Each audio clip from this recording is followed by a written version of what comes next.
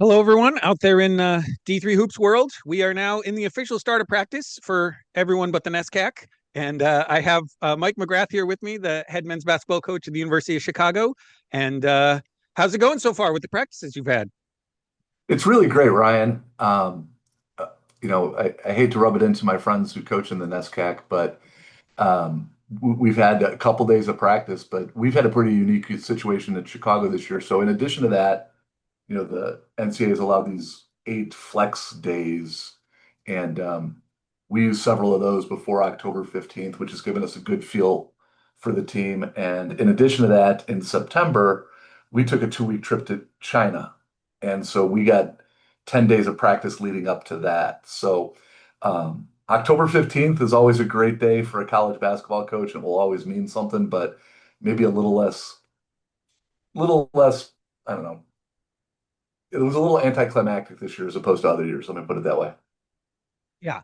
Well, and obviously, let's talk a little bit about that trip. I got to see, what went up on Twitter, obviously, the pictures and things like that, but not a because of who you are at the University of Chicago and the resources you have, not a typical trip that a D3 team gets to take as a foreign trip. So, what were some of the highlights, maybe off the court, of what you're able to do? Yeah, and you hit the nail on the head. At the University of Chicago, I think this is our seventh of these trips, and we just have some resources that and our alumni are incredibly generous, and we've been able to do the trips really well over the years. And what made China unique is we have centers. The University of Chicago has a center in both Beijing and Hong Kong. And if you take those resources and that interest, if you take what the name University of Chicago means in China, and then you add the basketball factor and how important basketball is in China, the our kids were just treated differently, and there was just a different response. And we did a lot of things with kids. We did two 150-person clinics. We went with a bunch of grammar school kids to the Great Wall and the Forbidden City, and um, our guys were really acknowledged for being special student athletes by those kids, which was really fun. And this was after the school year started, so your new players were able to come with you or not? It was not. So we at the University of Chicago, because we're on quarters, our first day class, I think this year was September 27th. So we went in September, which is later than most schools. So the transfers that we have and the incoming freshmen were not able to go on the trip or practice. It was just the returning guys, but which was, we would have loved to have been able to do that, but we totally understand why that is.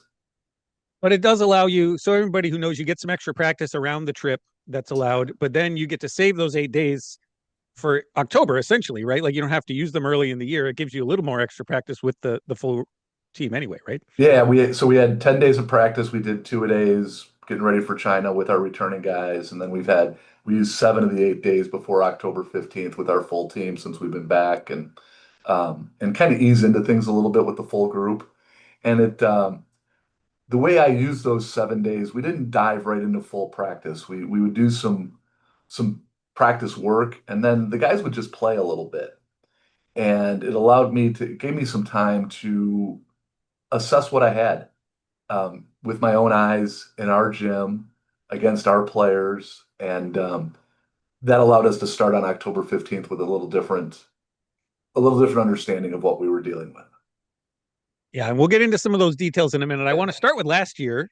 Um, Obviously, like I've said before to people the last couple of years, like I just sometimes feel bad for Mike. Like he's got a really good team there at Chicago, but they're in this league where they always had been ending up near the bottom of the rankings, and you're like, that's just not fair to a Well, I team don't know that about the good to be bottom. where they I don't have know been. about the bottom. We had a couple years we were a little Well, lower than normal, but yeah, bottom half, right? Like yeah, you were not in a place that a team of your caliber would normally be in a typical conference standing.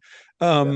But like really were able to break through last year, but that was a difficult slog. Like I want to give you a chance to just talk about the journey that team had and how much it took to get where you got last year. Um, Yeah, that's a good point. And first of all, to your major point, which is, I mean, the UAA is a chore, but it's fun. We love it. There's great coaches, there's great players, there's good people. It's what you want in competition. And sometimes, you can end up on top, and sometimes you can end up in the middle, and sometimes at the bottom. But it's always a challenge. And last year, going into the year, I thought we had a team that was capable both in terms of our talent and our mentality of kind of breaking through and being at the top of the league and being in the NCAA tournament. And it was interesting. We kind of were moving along the year and we were playing well, and then we would kind of stub our toe, and I'd look at our staff and go, "Are we any good? Are we any good?" And then we'd kind of win a couple more games, and then stubbed our toe, and like, "Are we any good? How good are we?" And then, we opened up the league and we won at Wash, which was a huge win, but it was a unique situation because they had a bunch of kids who were sick at the time. And you still walked away going, "Are we any good? Are we any good?" And then we go down and win a great game at Emory, and they were as good a team as there was in the country. And I'm still not, then we bounced back and lost a tough one at home. It was one of those things where like you never got to the place where you felt like you were good. And then we played that last game against WashU at home and and won that one. And I was like, we might be pretty good. We might be pretty good. And we finished third in our league, and the team that won our league was in the national championship game. Emory was in the Elite Eight. The team we tied with and beat twice made the Final Four. Like we were a pretty good team, but we just never knew it Yeah. until the end of the year, and then we had just a tough game with St. John's, or else I think we could have made a run like the other teams in our league did. Right. Well, you had a pot of death there with those. I mean, all these senior laden, really, really big teams with a lot of depth, and like it seemed like a bunch of similar teams there that, there was no way to predict how that was going to work out. Yeah, it could have gone a lot of different ways, and you know the result of the St. John's Chicago game and the result of the Illinois Wesleyan St. John's game kind of reflects how closely matched those teams were, I think. Right.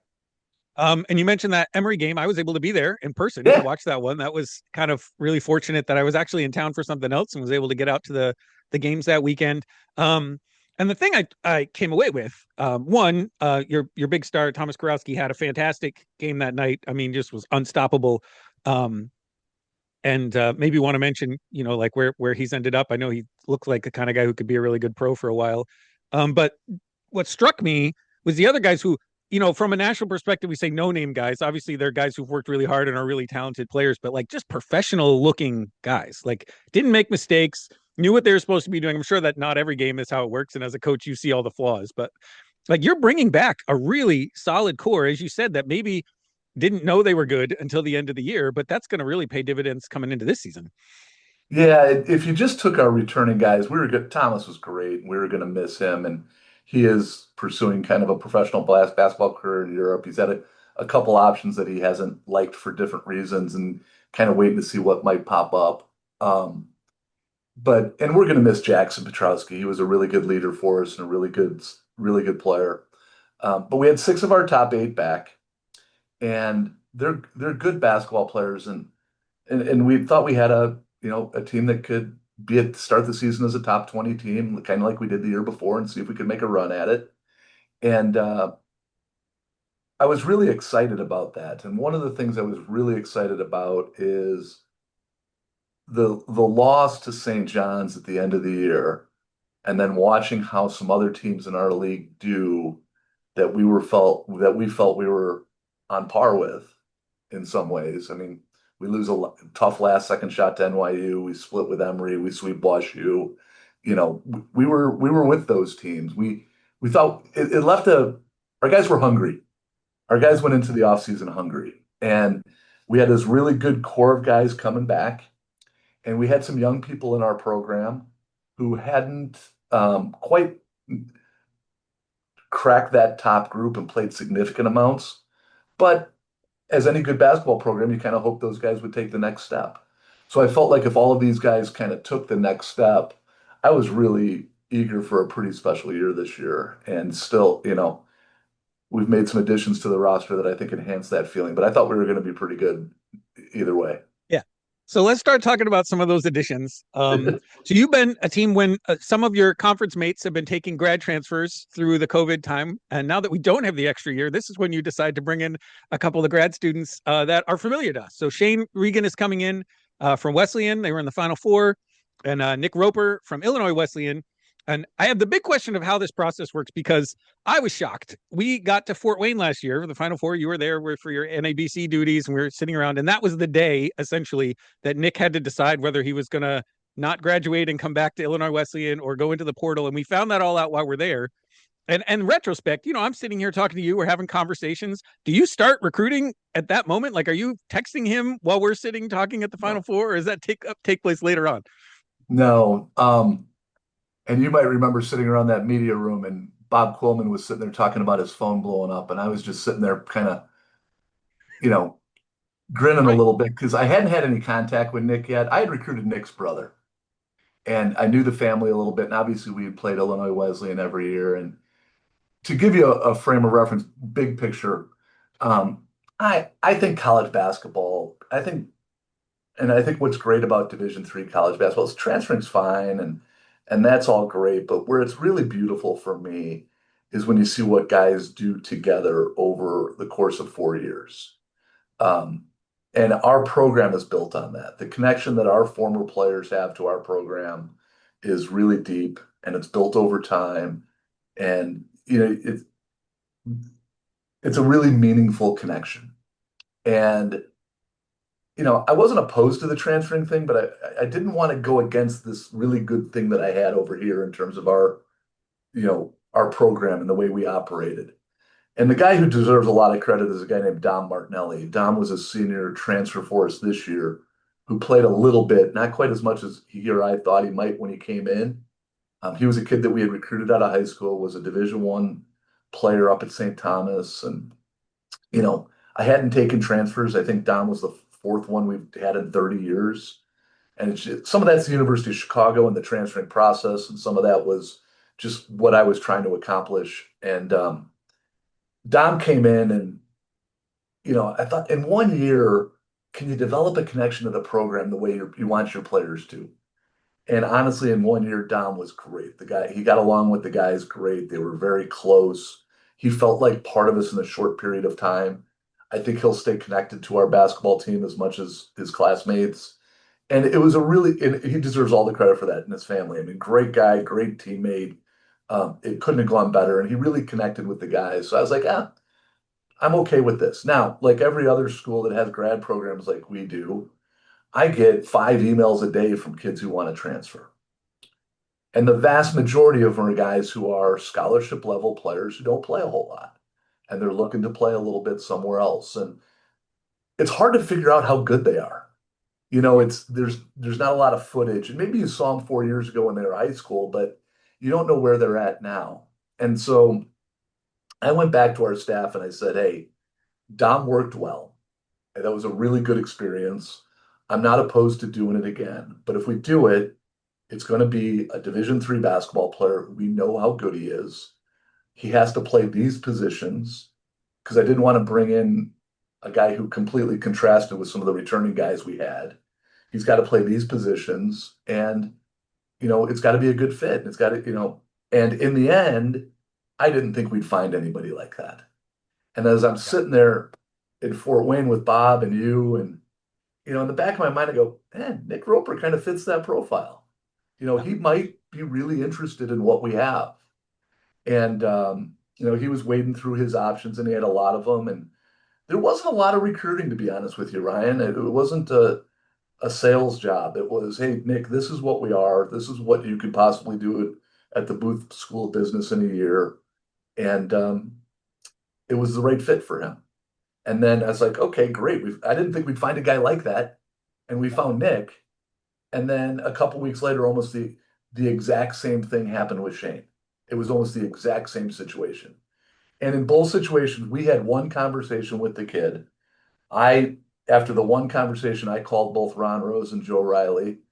Because if we weren't going to recruit behind their backs.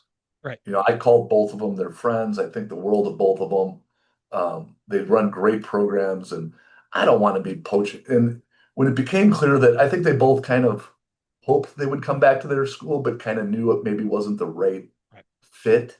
And once they were in the loop and they were okay with it, then we talked a little more aggressively to each of the guys, and it ended up working.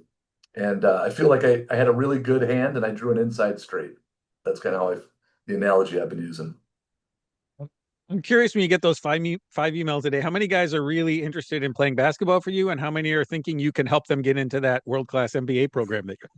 I think most want to play. Okay. I think basketball is a big part of when they're reaching out.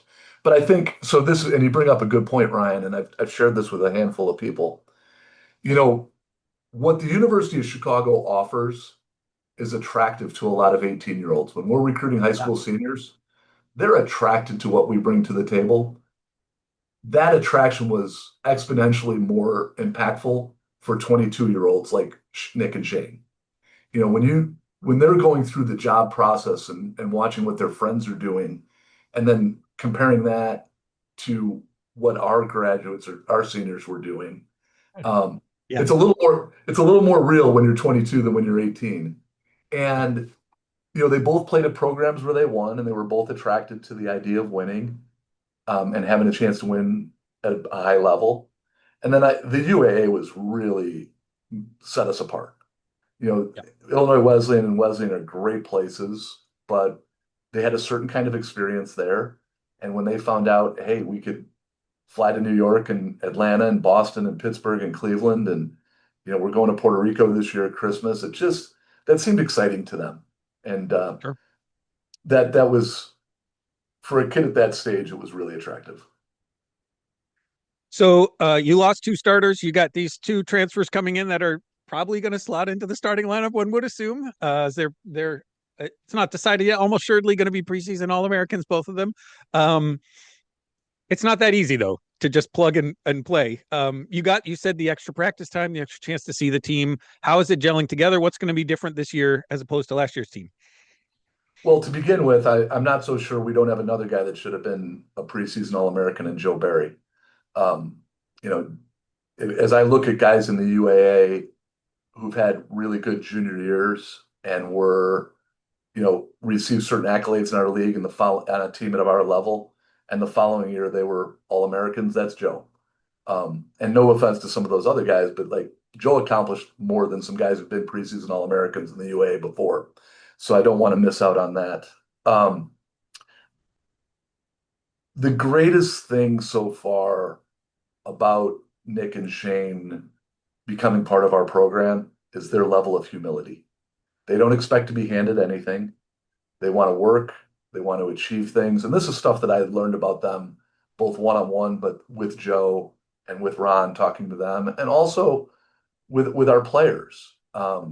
Our two seniors, Eamon Kanan, Joe Barry, we have four seniors, but those were the two guys who were really kind of at the forefront of things last year. They spent time talking to Joe or to Nick and Shane last year, and they really got to know him. They really liked him and thought they would fit in well. I was very clear they weren't going to be handed anything, that they had to earn it. Um, and they were comfortable with that. And they've just blended right in, and it's been really smooth so far.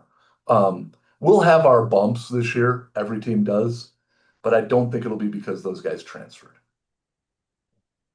And honestly, like if there were any knock I think both Shane and Nick last year's is maybe on the teams they were on, people would have liked them to step up and be a little more aggressive and a little more star-like. And that's probably better that you have the humility on your team where they're coming in this situation, that they're easier to fit in perhaps than maybe a big time, type A star on another team would be. So it seems like a Yeah, it's good a fit good in that point. way as Well, I well. hadn't thought about that. Having played against Nick for the last couple of years, I thought he made a pretty big impact. I don't know that I Sure. wanted any more. I don't know that Ron could have asked for much more of him with the team that he had. I hadn't seen Shane as much, but they're unselfish basketball players for sure. Yeah, for sure. And I think I was doing the math. We had Tony Wingen retire. Are you now the dean of the coaches in the UAA? Are you the longest tenured one there?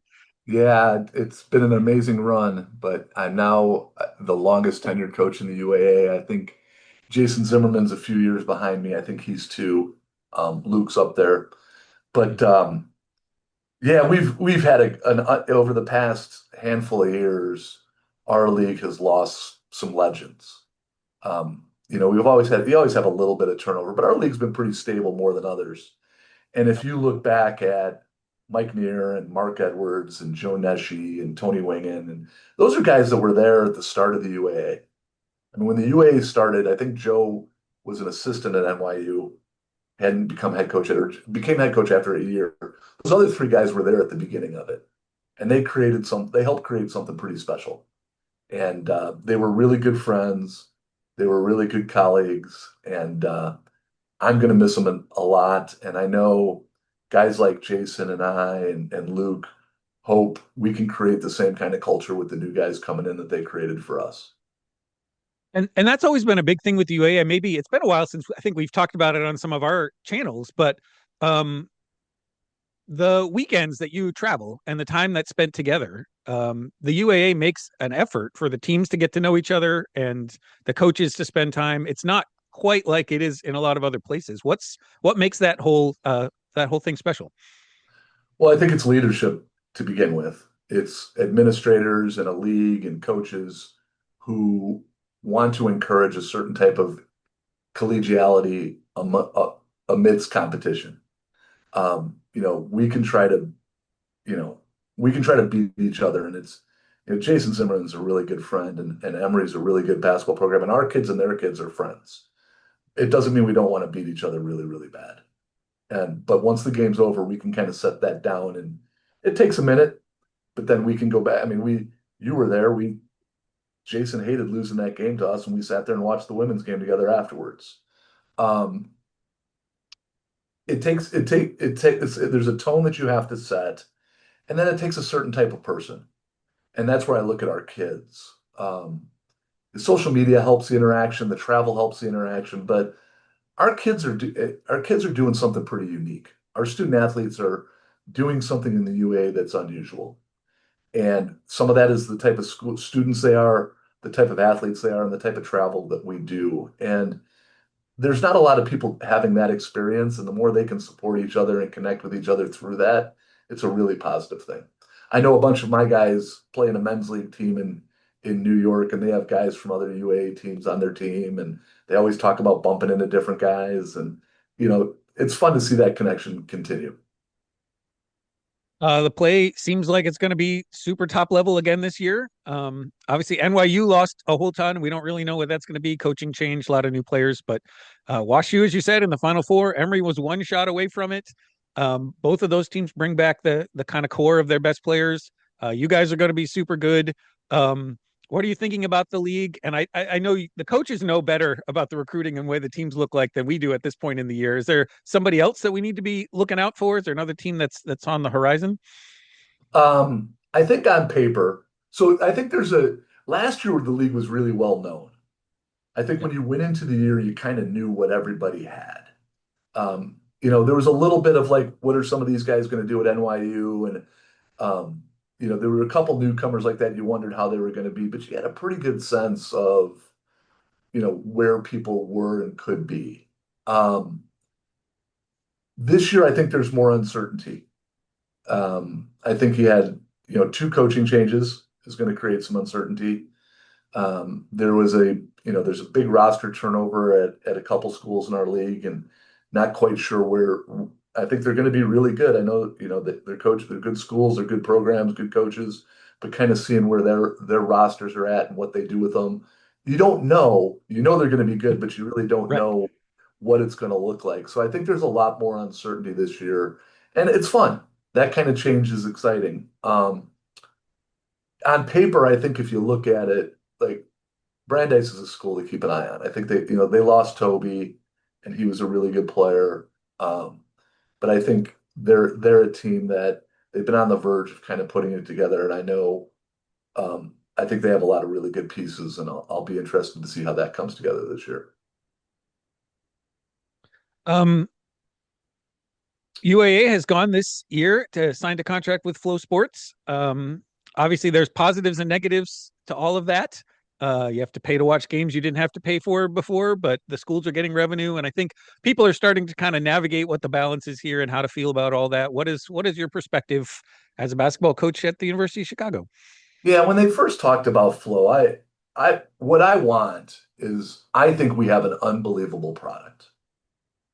Division III men's basketball and Division III sports in general is an unbelievably great product. It's great kids competing at a high level. It's pure college athletics. And we're probably in a world right now where there's less and less of that. It's the college athletics that I grew up watching. It's students playing a game. And the game's a big part of their life, but they're not professionals. They're not getting compensated to a certain degree. And I'm not criticizing that. I'm just saying in our lane, I think this is a pretty special product. And I want as many people to see that and be exposed to it as possible. Um, I think the student athletes, I think about Ben Pierce and Jair Knight and Toby Harris and Spencer Friedman and some of the, Hayden Doyle. And you think about some of these guys that have come through the UA the past few years. I think they're rock stars. I think they're unbelievably good basketball players. I think they're unbelievably good people. They're doing great things in the classroom in great schools. And I think they should be admired and looked up to. And that was part of what we enjoyed about the China trip is our kids were recognized for what they were, and it was fun to see them get that a little bit. And so we have this really great product that I want as many people to admire and be exposed to as possible. And my first reaction is, oh, we're going to charge people to do it? We're going to get less of that, right? Yeah. And the reality is, I took a step back and I have to pay for everything. Now, everything in some way, shape, or form. Now, it used to be, all right, you pay for this channel, you don't have to watch commercials. Now I'm paying for channels and I have to pay more if I don't want to watch commercials. And I Right. can't zip through the commercials like I could when I record. Like you're paying for everything. Every website that I go to, there's 4,000 pop-up ads. You're paying to do that. I can't go to, newspaper or news channel websites without paying for that content. What message are we sending if we're just giving ours away? That it's not valuable? There might be something to be said for that. And I don't know where that balance will lie, and I don't know what the price point should be or any of that kind of stuff. And I don't know how long it's going to evolve into what it should be. But I think the benefits of improving the broadcast, charging a nominal amount to do that in this day and age, I think it made sense. I think it made sense. Now I hope it doesn't limit the awareness that people have to what we're doing and the exposure. That's Sure. what we got to work on. But I think in some degrees, if we improve the broadcast, if we're doing what we're supposed to do with these resources and making it and that might advance the game and the sport and the level more than making it free in some ways. Back in the Well, and day, that's the one question you hear from people, and you're the coach who's recruiting guys. Do you have recruits who complain about not being able to see games? Does that ever happen? That feels like a little less of an argument to me than some people make it out to be. yeah, I Um, haven't I haven't heard that yet. I haven't heard yeah, that yet.